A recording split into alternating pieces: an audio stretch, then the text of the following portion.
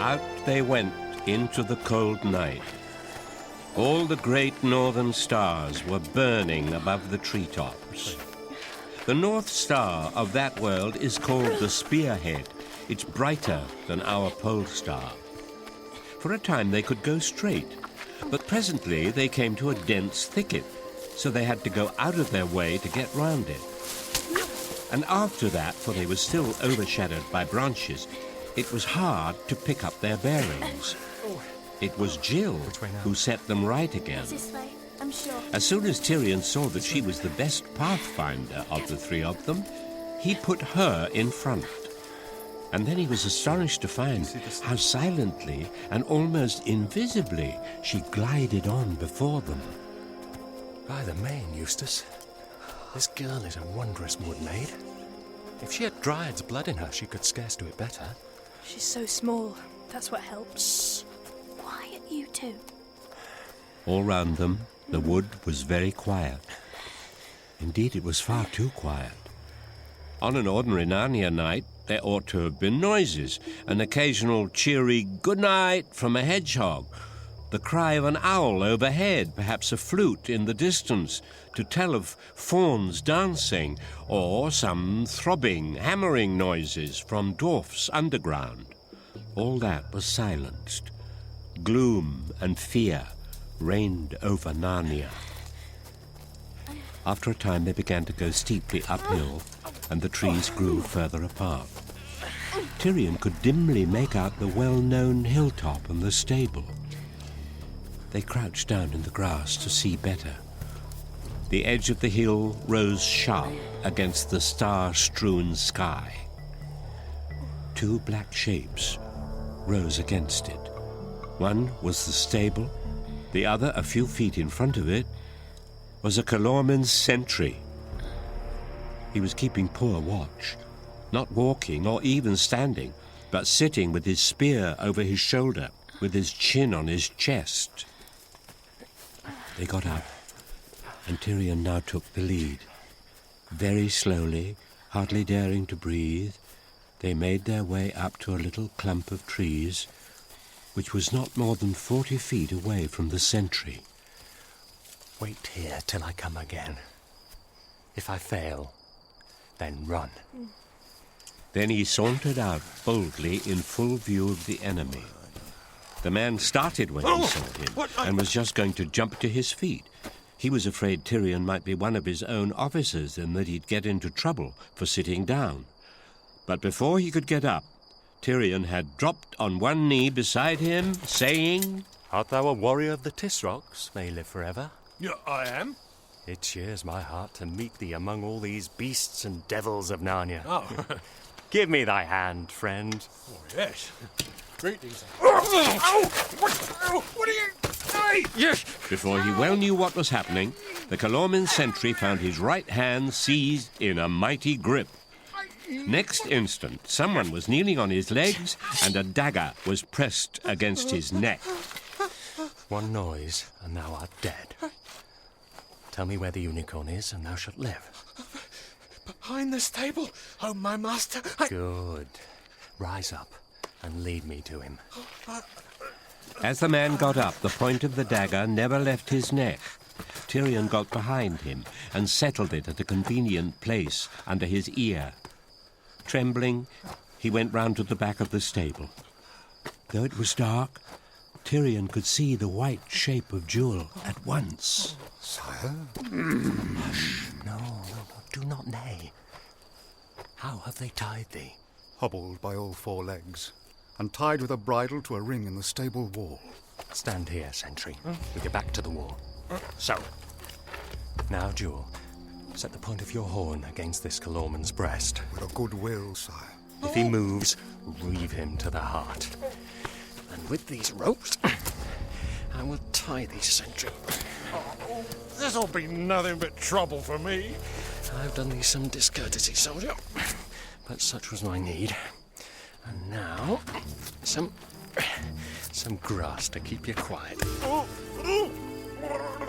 If we meet again, I may happen to do thee a better turn.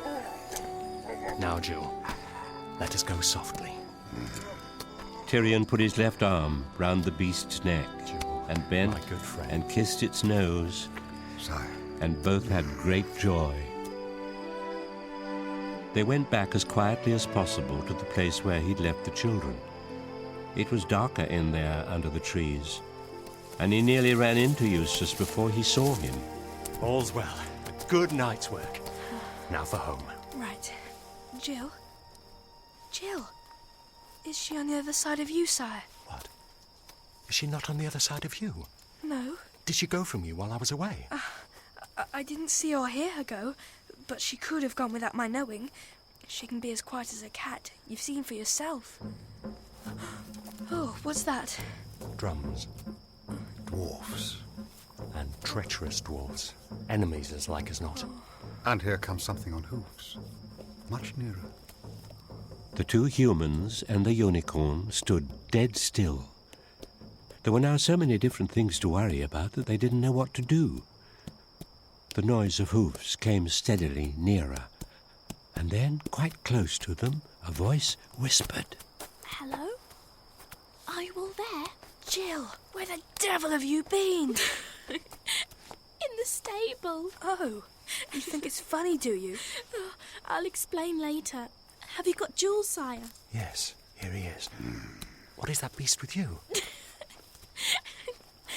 It's him.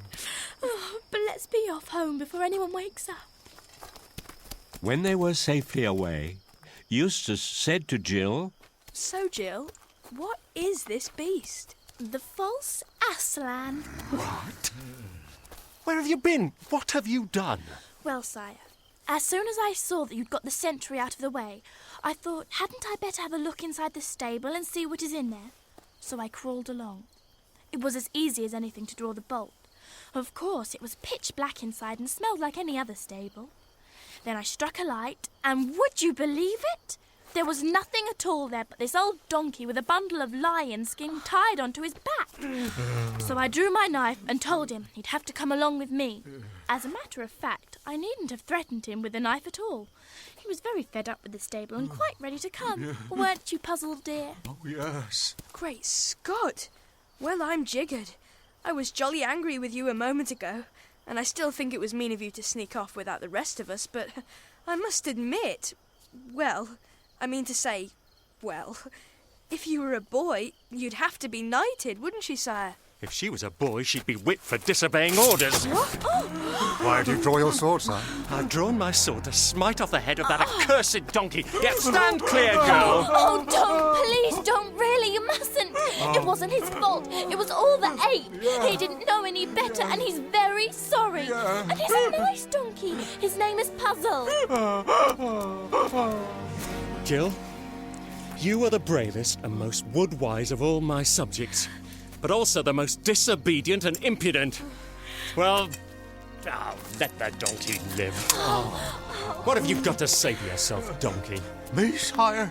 Oh, well, I'm sure I'm very sorry if I've done wrong.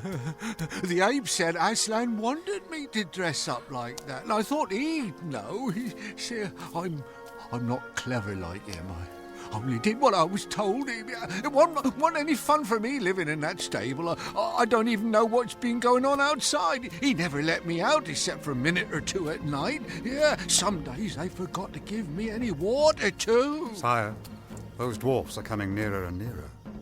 Do we want to meet them? By the lion, I'm growing slow-witted. Meet them? Certainly we will meet them. We'll meet anyone now. We have this donkey to show them. Let them see the thing they have feared and bowed to. We can show them the truth of the ape's vile plot, his secrets out. Tomorrow, we shall hang the ape on the highest tree in Narnia. No more whispering and skulking in disguises. Where are these honest dwarfs? We have good news for them.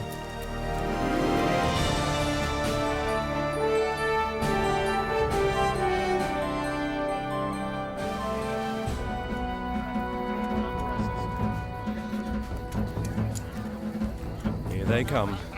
Beware, sire. I count 30 dwarfs and 2 armed Calormenes leading them, with 2 bringing up the rear. Stay! Stay, soldiers. Whither do you lead these Narnian dwarfs? And by whose orders? Oh, my master. We lead these dwarfs to Calormenes to work in the mines of the Tisrock. May he live forever. By the great god Tash, they're very obedient dwarfs. Tell me, dwarfs, has the Tisrock fought a great battle and conquered your land? That thus you go patiently to die in the salt pits of Pugrahan? What? Going to see the Tisrock train? But it was Aslan's orders. He sold us. What can we do against him? Silence, dogs! Then look! Come here, Puzzle. It wasn't my fault. It has all been a lie. Aslan has not come to Narnia at all.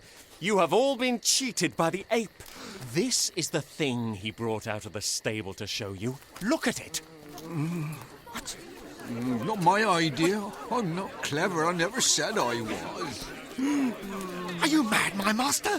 What are you doing to the slaves? Who are you? Give the password immediately, or feel the point of my spear. You want a password? Here is my password. The light is dawning, the lie broken. Now guard thee, miscreant, for I am Tirian of Narnia. He flew upon the chief soldier like lightning. Eustace, who had drawn his sword when he saw the king draw his, rushed at the other one. His face was deadly pale, but I wouldn't blame him for that. And he had the luck that beginners sometimes do have. He forgot all that Tirian had tried to teach him and slashed wildly, and suddenly found to his own great surprise that the Calormen was struck down. And though there was great relief, it was at the moment rather frightening. The king's fight lasted a second or two longer. Then he, too, had killed his man and shouted to Eustace, Beware of the other two! but the dwarfs had settled the two remaining Calormenes. There was no enemy left.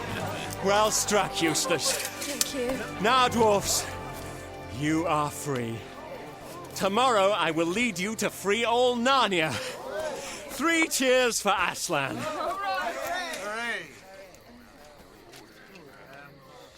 What's wrong with you? Don't you hear what the king says? It's all over. The ape isn't going to rule Narnia any longer. Everyone can go back to an ordinary life. You can have fun again. Aren't you glad? And who might you be, Missy? I'm Jill. The same Jill who rescued King Rilian from the enchantment. Yes. And this is Eustace who did it too. And we've come back from another world after hundreds of years. Aslan sent us. Well, I don't know how all you chaps feel, but I feel I've heard as much about Aslan as I want to for the rest of my life. That's right, Griffle. You tell them. It's all a plant. All a blooming plant. What do you mean? You must think we're blooming soft in the head, that you must. We've been taken in once, and now you expect us to be taken in again the next minute? We've no more use for stories about Aslan, see? Look at him. An old moat with long ears. By heaven, you make me mad. Which of us said that was Aslan? That is the ape's imitation of the real Aslan. Can't you understand? Oh, and you've got a better imitation, I suppose. I have not. I serve the real Aslan. Well, where is he then, eh? Show him to us. Do you think I keep him in my pocket, you fools? Who am I that I could make Aslan appear at my bidding? He's not a tame lion. Not a tame lion. That's what the other lot kept on telling us. You mean you don't believe in the real Aslan? But I've seen him. And he has sent the 2 of us here out of a different world. Oh, so you say?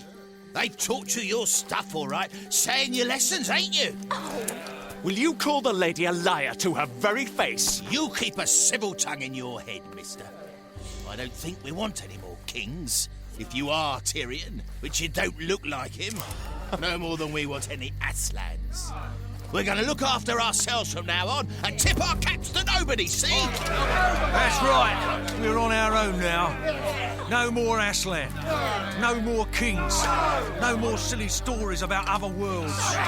The dwarfs are for the dwarfs. Let's go home. You little beasts! Aren't you even going to say thank you for being saved from the salt mines? Ah, we know all about that. You wanted to make use of us. That's why you rescued us. You're playing some game of your own. Come on, you chaps. Let's go home.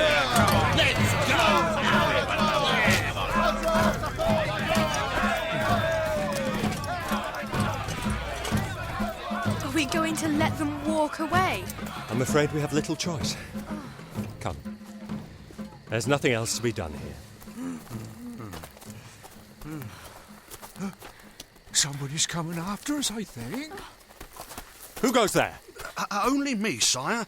Poggin, the dwarf. Aye? I've only just managed to get away from the others. I'm on your side, sire, and on Aslan's. If you can put a dwarfish sword in my fist, I gladly strike a blow on the right side before all's done. Well done, Poggin. We're happy to count you as one of us. Yes. Welcome. What is your plan, then? Plan? For the moment, we're going home for some much-needed sleep. Then, tomorrow, we will hold council.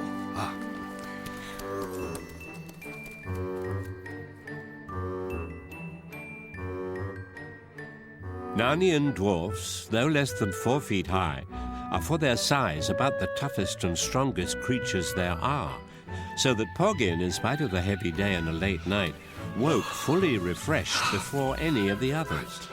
He at once took Jill's bow, went out and shot a couple of wood pigeons. He also gathered a particular Narnian weed that tastes good when cooked, and what with one thing and another, assembled a delicious stew for breakfast, or dinner, whichever you choose to call it. While the meal was cooking, which seemed a very long time since everyone was waking up and hungry, the king found a complete dwarfish outfit for Poggin. Mail shirt, helmet, shield, sword, belt and dagger. Then he inspected Eustace's sword and found that Eustace had put it back in the sheath all messy from the night before. He was scolded for that and made to clean and polish it. All the while Jill went to and fro, sometimes stirring the pot and sometimes looking out at Puzzle and Jewel, who were contentedly grazing. When the meal came, everyone felt it had been worth waiting for, and there were second helpings all round. When everyone had eaten as much as he could, the 3 humans and the dwarf came and sat on the doorstep. The 4-footed ones lay down facing them. The dwarf lit his pipe, and the king said, Now, friend Poggin, you have more news of the enemy than we. Tell us all you know. And first, what tale do they tell of my escape? As cunning a tale, sire, as ever was devised. It was that cat Ginger who told it, and most like made it up too. This Ginger, sire, oh, he's a sly boots if ever a cat was, said he was walking past the tree to which those villains bound your majesty. And he said, saving your reverence, that you were howling and swearing and cursing Aslan. Language I wouldn't like to repeat. He looked ever so prim and proper. You know the way a cat can when it pleases. And then, says Ginger, Aslan himself suddenly appeared in a flash of lightning and swallowed him up at one mouthful. all the beasts trembled at this story and some fainted right away. And of course the ape followed it up. There! See what Aslan does to those who don't respect him? Let that be a warning to you all.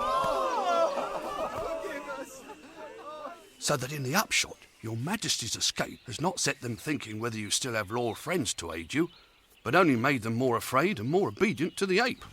Devilish policy. This Ginger, then, is close in the ape's councils. Oh, it's more a question by now, sire, if the ape is in his councils. The ape has taken to drinking, you see. My belief is that the plot is now mostly carried on by Ginger and Richter. That's the Calormenes captain. And I think some words that Ginger has scattered among the dwarfs are chiefly to blame for the scurvy return they made you. And I'll tell you why. One of those dreadful midnight meetings had just broken up the night before last, and I'd gone a bit of the way home when I found I'd left my pipe behind. It's a real good one, an old favourite. So I went back to look for it. But before I got to the place where I'd been sitting, it was as black as pitch there, I heard a cat's voice say, "Mew," and a Calormenes voice say, "Here, speak softly." So I just stood as still as if I was frozen. And these two were Ginger and Richter Tarkan, as they called him. Noble Tarkan, I just wanted to know exactly what we both meant today about Aslan, meaning no more than Tash. Doubtless most sagacious of cats. You have perceived my meaning? You mean that there's no such person as either? All who are enlightened know that. Then we understand one another.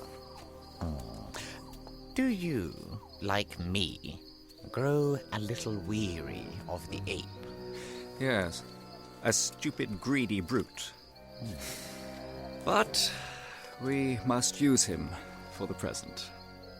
Thou and I must provide for all things in secret, and make the ape do our will. And it would be better, wouldn't it, to let some of the more enlightened Narnians into our councils, one by one as we find them apt. For the beasts who really believe in Aslan may turn at any moment, and they will, if the ape's folly betrays his secret. But those who care neither for Tash nor Aslan, but have only an eye to their own profit, Or such reward as the Tisroc may give them when Narnia is a Calormen province. they will be firm. Excellent, cat. But choose which ones. Carefully, said the captain. Well done, Poggin. Now we see clearly who our friends and enemies are. I say, is it my imagination? Or has it suddenly grown darker? It's clouding over. And it's so cold. Cold enough, by the line. And what foul smell is this? It's like something dead. Is there a dead animal somewhere about? Oh, I should have thought we'd have noticed it before. Look! Look at it! Over there! In the shadow of the trees on the far side of the clearing, something was moving.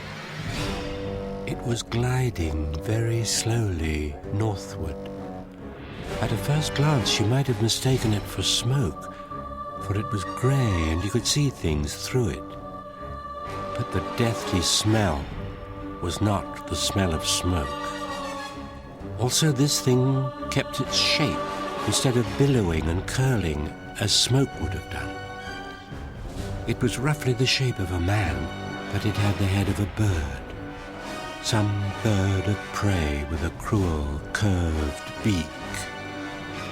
It had 4 arms which it held high above its head, stretching them out northward as if it wanted to snatch all Narnia in its grip. And its fingers, all 20 of them, were curved like its beak and had long, pointed, bird-like claws. It floated on the grass instead of walking, and the grass seemed to wither beneath it. What is it? It's horrible. I can't bear to look. Run! Run! Run! The others watched it for perhaps a minute, until it streamed away into the thicker trees on their right and disappeared. Then the sun came out again, and the birds once more began to sing. What was it? I have seen it once before, but that time it was carved in stone and overlaid with gold, and had solid diamonds for eyes. It was when I was no older than thou, and had gone as a guest to the Tisroc's court in Tashbarn. He took me into the great temple of Tash. There I saw it, carved above the altar. Then that thing was Tash. Yes, it was. How is it with you, lady? I'm all right. It only made me feel a little sick for a moment. It seems then that there is a real Tash, after all. Yes, and this fool of an ape, who didn't believe in Tash, will get more than he bargained for. He called for Tash. Tash has come. Where has the thing gone to? North into the heart of Narnia. It has come to dwell amongst us. They have called it, and it has come. It'll be a surprise for the ape. People shouldn't call for demons unless they really mean what they say. Who knows if Tash will be visible to the ape? Has it gone away? It's gone. But where did you run to? The tower seemed like the safest place. I doubt if there are any safe places with Tash around. Oh, I see now that I really have been a very bad donkey. I ought never to have listened to Shift. I never thought things like this would begin to happen, you see. But then I'm not a clever donkey. Confound you and your excuses, Puzzle! If you'd spent less time saying that you weren't clever and more time trying to be as clever as you could, then you'd leave poor old Puzzle alone. It was all a mistake, wasn't it, Puzzle? Yes, a mistake. So what are we to do? I believe we should return to Stable Hill and expose the ape to the Narnians. Of course, if we were to steal away eastward to meet the help which Runewit the Centaur is bringing back from Cair Paravel, we could return against the ape and his Calormenes in force. But I hate the idea of leaving the ape to bully my people one moment longer than need be. On the other hand, what if the rest of the Narnians behave as my fellow dwarfs behaved? We cannot know how they react if you show them Puzzle. And there are the Calormen soldiers to be reckoned with. Do we know how many there are? I counted about 30 in all. Together we would have a good chance of beating them. If the other Narnians join in to fight. But what if half of them, including all the dwarfs, just sit and look on, or turn on us? The risk is too great, sire. And there's Tash to think about. What might it do to us? Humbly, sire, I must suggest there's no harm in leaving the ape to deal with his own difficulties for a day or two. Puzzle isn't there to bring out and show now. Can't see how he's going to explain that. And if the beasts ask night after night to see Aslan, and no Aslan is brought out, surely even the simplest of them will get suspicious. Then it's settled. We must go off and try and meet Runewit. Not as you are, I hope. What do you mean? Your disguises, sir. You don't want to be mistaken for Calormenes, do you? Of course. We must remove the skin colouring. Poggin, if you be so kind as to mix us a concoction of grease and ashes from the hearth, we may scrub with it and return to our true selves. Yes, sire. What about me? Will you please take this lion skin off now? It's too hot, and the way it's rucked up on my back is very uncomfortable. And I do look silly, don't I? I'm sorry, Puzzle, but you'll have to wear it a time longer. We still want to show you in that get-up to the other beasts. Jill? Eustace? It's bath time.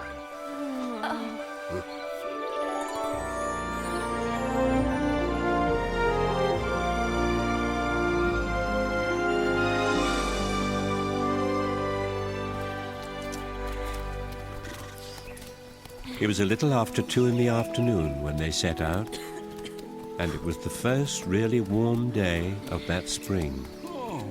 The king led the way, and after him came Eustace and Poggin the dwarf. After them came Puzzle, and after him Jill and Jewel walked very close together.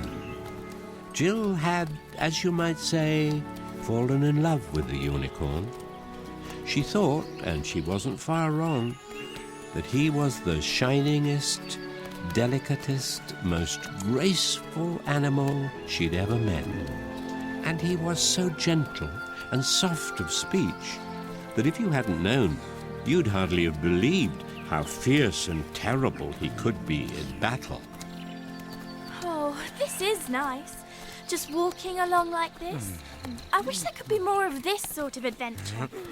It's a pity there's always so much happening in Narnia. But you are quite mistaken, lady. You sons and daughters of Adam and Eve were brought out of your own strange world into Narnia. Only at times when Narnia was stirred up and upset. But you mustn't think it was always like that. In between your visits, there were hundreds and thousands of years when peaceful king followed peaceful king. Lovely queens and valiant heroes, till you could hardly remember their names or count their numbers. Oh, tell me about them. Well, there was Swan White, the queen, who had lived before the days of the White Witch and the Great Winter.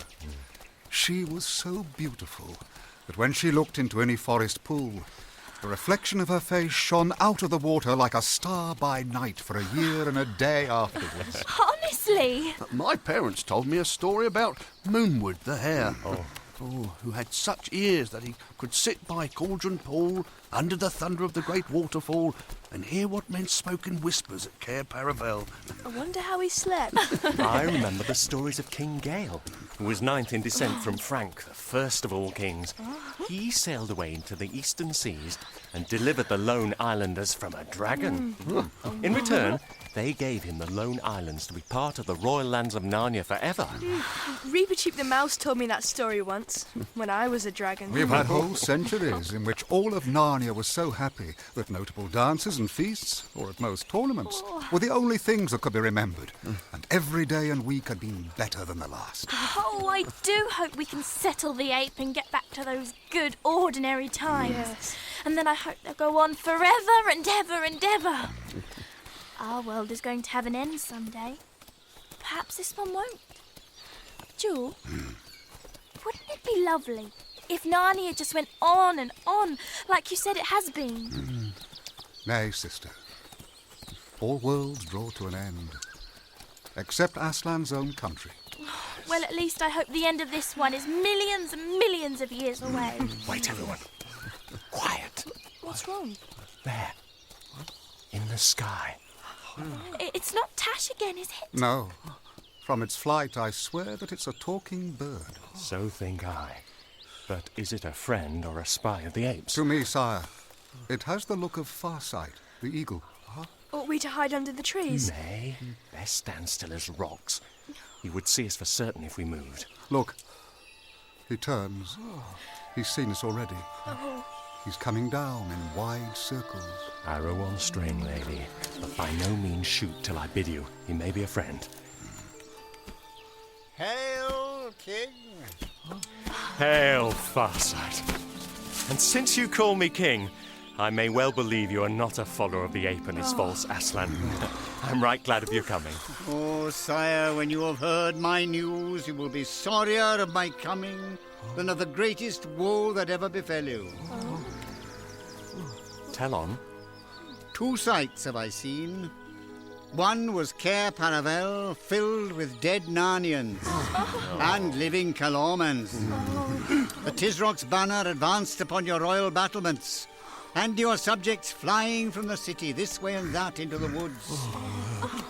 Cair Paravel was taken from the sea. 20 great ships of Calormen put in there in the dark of the night before last night. Continue. And the other sight, 5 leagues nearer than Cair Paravel, was Runewit the centaur lying dead, with a Calormen arrow in his side. I was with him in his last hour, and he gave me this message to your majesty. To remember that noble death is a treasure which no one is too poor to buy. So all worlds do draw to an end. Narnia is no more. For a long time, they couldn't speak, nor even shed a tear at the news from Farsight the eagle. Then the unicorn stamped the ground with his hoof and shook his mane and spoke. Sire, there is now no need of counsel. We see that the ape's plans were laid deeper than we dreamed of. Doubtless he has been long in secret traffic with the Tisrock, and as soon as he had found the lion skin, he sent him word to make ready his navy for the taking of Cair Paravel and all Narnia. Nothing now remains for us 7 but to go back to Stable Hill, proclaim the truth, and take the adventure that Aslan sends you. And if, by a great marvel, we defeat those 30 Calormens who are with the ape, then to turn again and die in battle with the far greater host of them that will soon march from Cair Paravel. Yes, Jewel, you speak the truth. Now, Jill, Eustace, it is time for you to go hence into your own world. Doubtless you have done all that you were sent here to do. But we've done nothing. Nay, you loosed me from the tree. You glided before me like a snake last night in the wood and took puzzle. And you, Eustace, killed the Calormen. But you are too young to share in such a bloody end as we others must meet tonight. Or it may be 3 days hence. I entreat you, nay, I command you to return to your own place. I shall be put to shame if I let such young warriors fall in battle on my side. No. No. We won't go. I don't care what you say. What? We're going to stick to you whatever happens, aren't we, Eustace? Yes. But there's no need to get so worked up about it because we haven't any choice. Huh? What's the good of talking about our going back? How will we go? We've no magic for doing it. That's right. Good. Then you must go across the southern mountains into Archenland, where you might possibly be safe. But we don't know the way. And once the Calormenes have Narnia, they will certainly take Archenland in the next week or so. The Tisroc always wanted to have these northern countries for his own. So you have no choice, sire. We must stay with you and take our chances with whatever adventure Aslan will send us. Then it's back to Stable Hill, with the hope of surprising the ape, the Calormenes, and our Narnian comrades.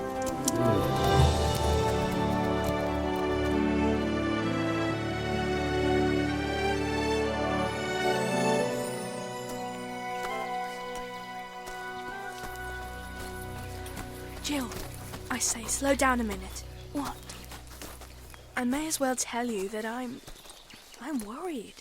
Oh, you're all right. You can fight.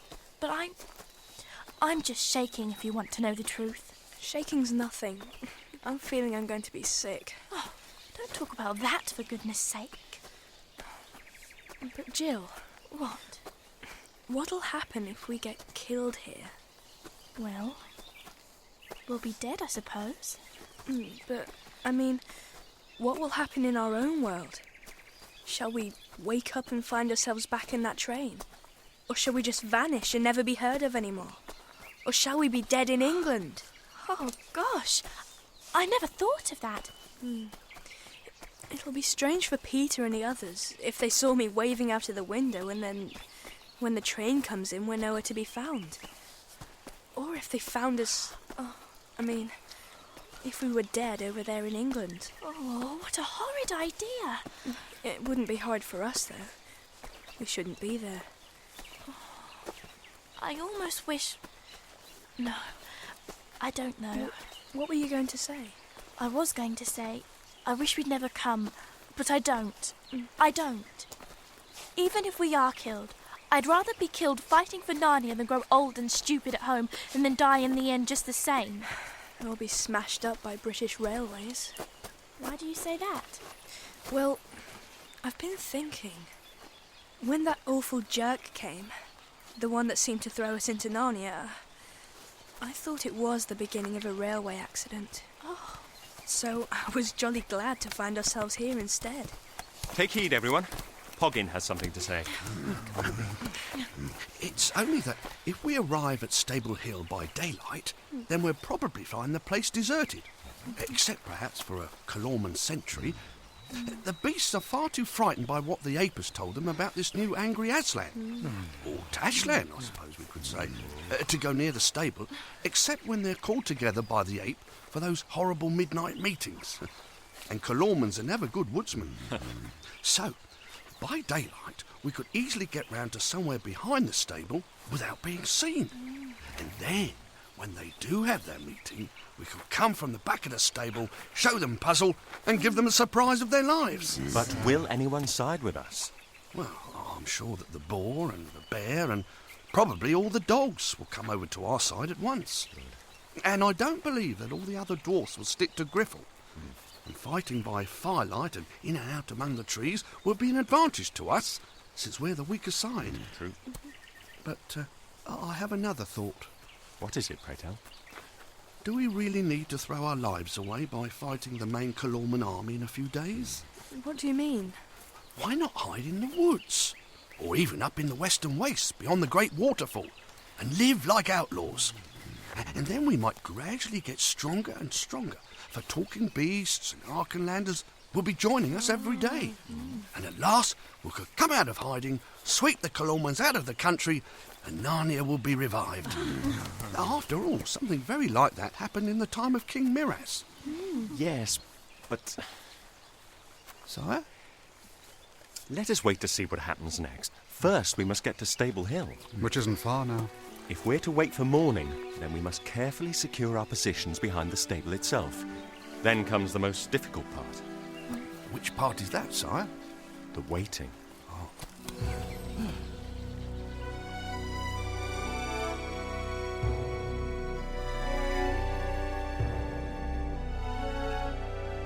By about sunset, they were all safe in a clump of holly trees about 15 yards behind the stable. They all munched some biscuit they'd brought from the tower and lay down. Luckily for the children, they slept for a couple of hours, but of course they woke up when the night grew cold, and what was worse, woke up very thirsty with no chance of getting a drink. Farsight slept in a tree above them with his head under his wing, which made him look as if he had no head at all. Puzzle just stood, shivering a little with nervousness, and said nothing. But Tirian, with his head against Jules' flank, slept as soundly as if he were in his royal bed at Cair Paravel, till the sound of a gong beating awoke him. He sat up and saw that there was firelight on the far side of the stable, and knew that the hour had come. Kiss me, Jewel. For certainly this is our last night on Earth. And if ever I offended against you in any matter great or small, forgive me now. Dear King, I could almost wish you had, so that I might forgive it. Farewell. We have known great joys together. If Aslan gave me my choice, I would choose no other life than the life I have had, and no other death than the one we go to. Now, let us creep around to the other side of the stable while the crowd gathers. Puzzle, you wait here till I signal you to come forward. Yes, sire. From their position at one end of the stable, they could see the bonfire, which was just beginning to blaze up. The great crowd of Narnian creatures were on the other side of it, so that Tirian could not at first see them very well, though of course he saw dozens of eyes shining with the reflection of the fire. Then, from somewhere on his left, 3 figures appeared. Here comes the Calormen captain. Wished. He seems to be dragging the ape. Do come along, Lordship. Not so fast, Captain. Don't go so fast. I'm not at all well. Oh, my poor head. These midnight meetings are getting too much for me. The apes aren't meant to be up at night. And there is Ginger the cat. Stay in the shadows, sire. One look in the wrong direction and they'll see you for sure. By the main, there is something afoot between that captain and the cat. Now listen, all of you. A terrible thing has happened. A wicked thing. The wickedest thing that ever was done in Narnia. And Aslan... Aslan fool. Aslan, I mean, is very angry about it. Yes, at this very moment, when the Terrible One himself is among us, there, in the stable, just behind me, one wicked beast has chosen to do what you think no one would dare to do, even if he were 1,000 miles away. It has dressed himself up in a lion skin and is wandering about in these very woods, pretending to be Aslan. Has the ape gone mad? Is he going to tell the whole truth? It was seen last night, but it got away. It's a donkey. A common, miserable donkey. If any of you see it... We are undone. They have just enough truth to make their lies stronger. Cursed cleverness. I'll wager this new lie is of Ginger's making. What should we do? If we bring Puzzle out now, they'll tear him to pieces. Jill, you must creep back and free Puzzle of the lion skin. He must not be found with it on. Then bring him back to us. Right. And after a horrid thing like that, Aslan, Aslan, I mean, is angrier than ever. He says he's been a great deal too good to you, coming out every night to be looked at. Well, he's not coming out anymore. Oh, no! Silence! Silence, quiet! Listen to me for a minute. Who's speaking now? I can't see him, but it must be a dwarf. It is. I'd know that voice anywhere. It's Griffle. We know why he isn't going to bring his precious Aslan out. And I'll tell you why. Because he hasn't got him. He never had anything except an old donkey with a lion's skin on its back. And now he's lost that, and he doesn't know what to do. Silence! Silence! Children of mud! Listen to me, you other Narnians, lest I give command to my warriors to fall upon you with the edge of the sword. Now then, Lord Shift has already told you of that wicked donkey. Do you think that because of him, there is no real Tashlan in the stable? Do you? Well, then beware. Beware. You dwarfs think you're very clever, don't you? But not so fast. I never said you couldn't see Tashlan. Anyone who likes can see him. I don't quite understand all this. I thought you said... You thought. As if anyone could call what goes on in a bear's head thinking. Listen, you others. Anyone can see Tashlan, but he's not coming out. You have to go in and see him. What trickery is this? Get back! Get back! Get back! Quiet! Get back! Not so fast. But I thought you said... Anyone can go in, but one at a time. Who'll go first? He didn't say he was feeling very kind. He's been licking his lips a lot since he swallowed up the wicked king the other night. He's been growling a great deal this morning. I would much like to go into that stable myself tonight, but just as you please. Who'd like to go in first? Don't blame me if he swallows you whole, or blasts you into a cinder with the mere terror of his eyes. That's your affair. Now then, who's first? What about one of you dwarfs? Dilly, come and be killed.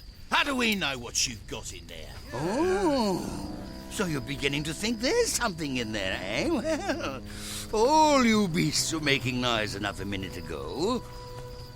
What struck you all dumb? Who's going in first? What?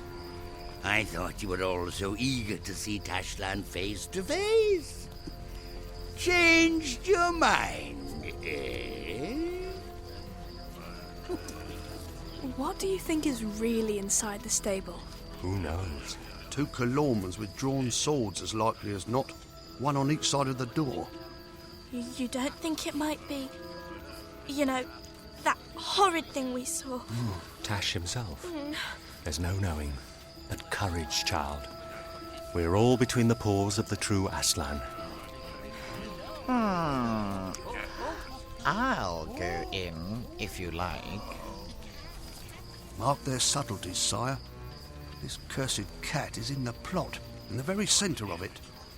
Whatever is in that stable will not hurt him, I'll be bound. And Ginger will come out again and say that he has seen some wonder. Oh, so you, a pert puss, would look upon him face to face? Come on, then. I'll open the door for you. Don't blame me if he scares the whiskers off you. That's your affair. So it is. Look at it move. He's as cool as a cucumber. It knows it has nothing to fear. Allow me to open the door for you. Thank you. It's gone inside. Well, what now? By the maid! What is happening in there? What's happened? Where's the cat gone to? He knocked over the ape and ran up that tree over there. Look at it. It is scared witless. I'd give my beard to know whether that brute is only acting or whether it's really found something in there that frightened it. The captain and the ape are in council, and I'll swear that they look as puzzled by the cat's behaviour as we are. Now, Ginger, enough of that noise. Tell them what thou hast seen. Art thou not called a talking beast? Then hold thy devilish noise and talk.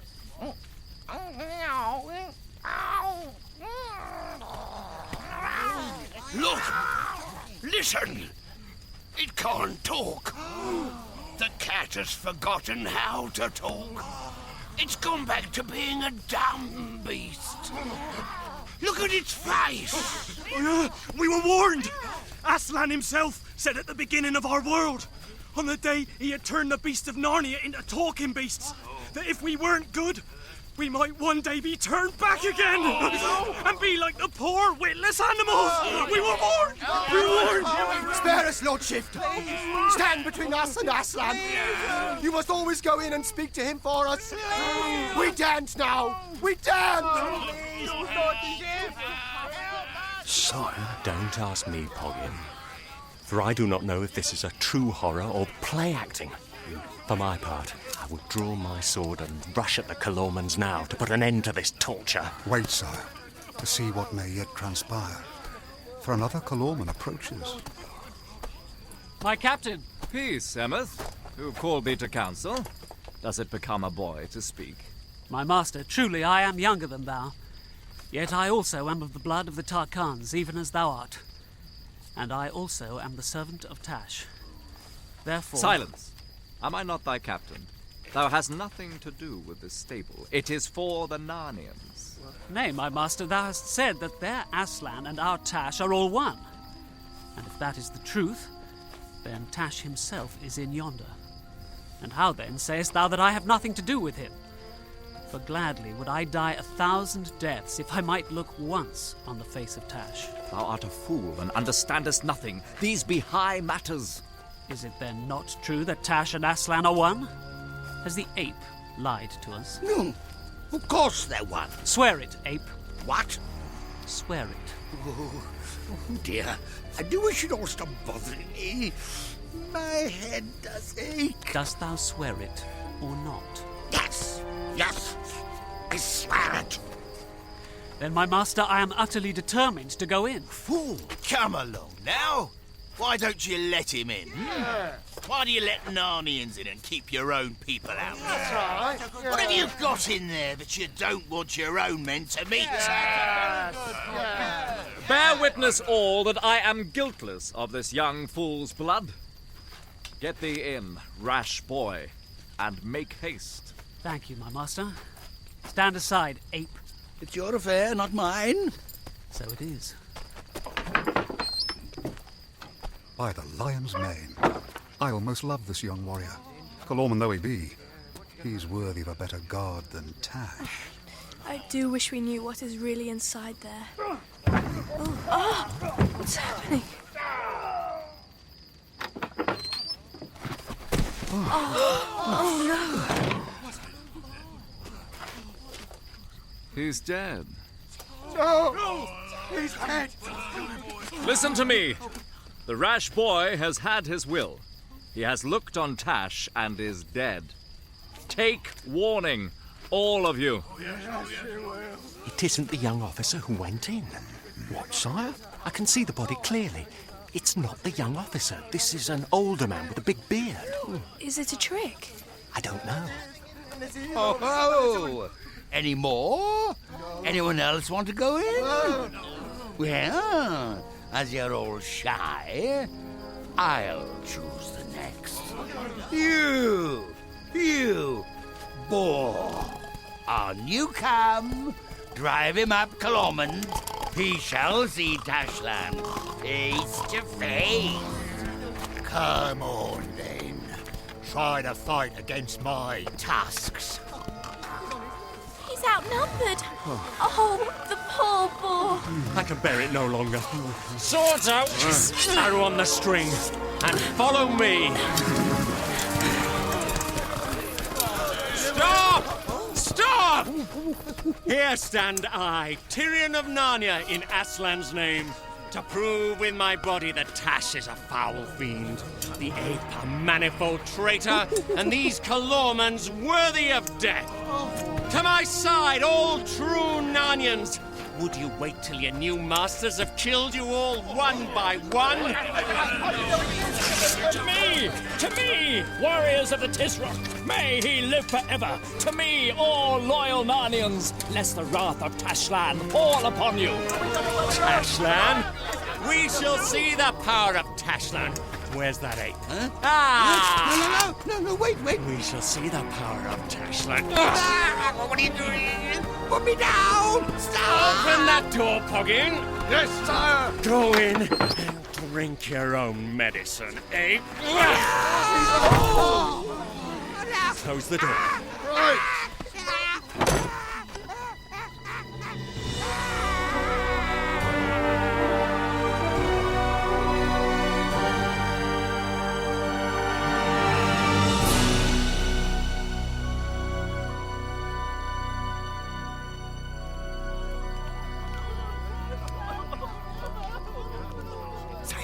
Sire! Look upon the countenance of the Calormen captain. What of it? He's as surprised and frightened as everyone else. Ah. He is the one who has called on gods he does not believe in. How will it be with him if they've really come? So we shall see. Narnians, who stands with me? Welcome! We'll help! Show us how to help. Are the dogs our only loyal comrades? Well done, mice, moles, squirrels. Hold on. We're coming. Yes, we're with you, sire. I have dogs and small animals and a bear and a boar. What about the rest of you, Have you all turned cowards since I was your king? Boar, where are all the talking horses? The ape has made them work. They're all tied down at the bottom of the hill. Then all you little ones, you nibblers and gnawers and nutcrackers, away with you as fast as you can scamper and see if the horses are on our side. And if they are, get your teeth into the ropes and gnaw till the horses are free and bring them hither. With our good will, sire. All Aslan-fearing mice and squirrels, follow me! Sire, the Calormenes have assembled, and now come. Men, take them all alive if you can, and hurl them into the stable, or drive them into it. When they are all in, we will put fire to it, and make them an offering to the great god, Tash! Ah, so that is how he hopes to win Tash's pardon for his unbelief. Out on the left, Jill, and try to shoot all the arrows that you may before they reach us. Yes. Boar and bear next to her. Poggin on my left. Eustace on my right. Right. Hold the right wing, Jewel. Stand by him, Puzzle, and use your hoofs. Hover and strike far side. You dogs! Just behind us. Go in among them after the sword play has begun. Aslan to our aid!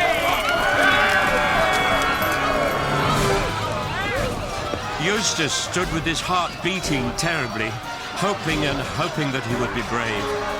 He'd never seen anything that made his blood run so cold as that line of Calormenes, a talking bull of Narnia, Slinky the fox, and a satyr called Raggle. He heard the twang and zip from Jill's bow. One Calormen fell. Then the satyr was down. And then the enemy came upon them. Eustace could never remember what happened in the next 2 minutes. It was all like a fevered dream until he heard Rishta's voice calling out, Retreat! Back hither and reform! Then Eustace came to his senses and saw the Calormenes scampering back to their friends. But not all of them. 2 lay dead. One pierced by Jewel's horn, one by Tirian's sword. The fox lay dead at his own feet, and he wondered if it was he who had killed it. The bull also was down, shot by an arrow from Jill and gashed in his side by the boar's tusk. Well done. What losses do we have? We have lost 3 dogs and a 4th wounded. And the bear, sire. Oh, they fought nobly, but we have little time. The Calormenes are regrouping. What are those blasted dwarfs doing? Why doesn't your great talker go and fight himself? Instead of sending you to be killed, eh? Dwarfs! Come here and use your swords, not your tongues! There's still time! Dwarves of Narnia, you can fight well, I know. Come back to your allegiance! Not likely! You're just as big humbugs as the other lot! Huh. We don't want any kings! The dwarfs are for the dwarfs! The dwarfs are for the dwarfs! Oh, listen, drums. Oh, does that mean more dwarfs are coming? No, those are Calormen drums, which means that there are other Calormen troops somewhere near. Rister is calling them to his aid. We are horribly outnumbered. Listen, sire. Sire, look there! A score of horses! The Gnaws and Nibblers have done their work! Hoggin the dwarf and the children opened their mouths to cheer. But that cheer never came. Suddenly the air was full of the sound of twanging bowstrings and hissing arrows. It was the dwarfs who were shooting, and for a moment Jill could hardly believe her eyes. They were shooting the horses. Dwarfs are deadly archers. Horse after horse rolled over. Not one of those noble beasts ever reached the king.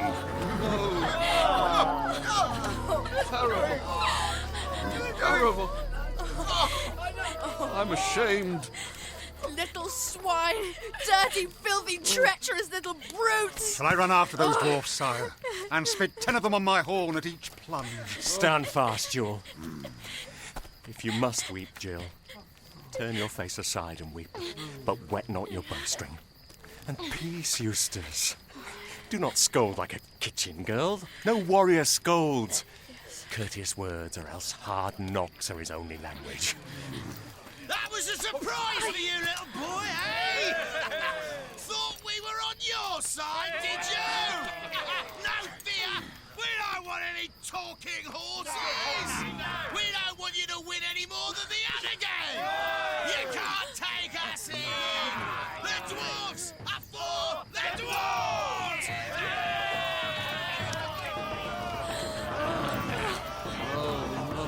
The drums are being answered. Reinforcements are coming. Listen, all of you.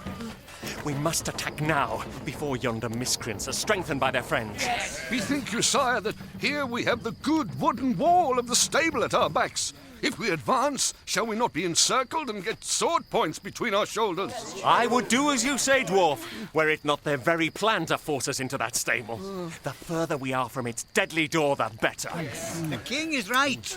Away from this accursed stable and whatever goblin lives inside it, at all costs. Yes, do let. I'm coming to hate the very sight of it. Good. Now, look yonder to our left. You see a great rock that gleams white like marble in the firelight. First, we will fall upon those Calormenes. You maiden shall move out on our left and shoot as fast as ever you may into their ranks. And you, eagle, fly at their faces from the right. Meanwhile, we others will be charging them. When we are so close, Jill, that you can no longer shoot at them for fear of striking us, go back to the White Rock and wait. You others, keep your ears wide even in the fighting. We must put them to flight in a few minutes or else not at all, for we are fewer than they. As soon as I call back, then rush to join Jill at the White Rock, where we shall have protection behind us and we can breathe a while. Now, be off, Jill. Yes, sire. Feeling terribly alone, Jill ran about 20 feet and set an arrow to her string. She wished her hands were not shaking so. As quickly as she could, she began to loose arrows upon the Calormenes. Meanwhile, Farsight the eagle darted into the faces of the men. First one man, then another dropped his sword and put up both his hands to defend his eyes. Then one of her arrows hit a man and another hit a Narnian wolf, who had it seen joined the enemy. But she'd been shooting only for a few seconds when she had to stop. With a flash of swords and of the boar's tusks and jewel's horn, and with deep baying from the dogs, Tirian and his party were rushing on their enemies. Jill was astonished to see how unprepared the Calormenes seemed to be. She didn't realize that this was the result of her work and the eagles. The king's party were cutting their way right into the enemy. Well done! Well done! It was going to work. It was victory at last. But with a horrible cold shock, Jill noticed a strange thing. Though Calormenes were falling at each Narnian sword stroke, they never seemed to get any fewer. In fact, there were actually more of them now than when the fight began. There were more every second. They were running up from every side. They were new Calormenes, and these new ones had spears. There was such a crowd of them, she could hardly see her own friends. Then she heard Tirian's voice crying, "Back! Back to the rock!" Jill turned at once and ran to it, and arrived there barely a second before the others. For a moment, they had their backs to the enemy. They all wheeled round the moment they reached the rock. Now, we must prepare. Where's Eustace? What? He isn't here. Then where is he? There! Calormenes are carrying him to the stable. What? The rest of you, stay here. Jewel, come with me. Yes, sir. Careful, son. They won't make it in time. Before Tirian and Jewel had covered half the distance, the Calormen flung Eustace into the stable and shut the door on him.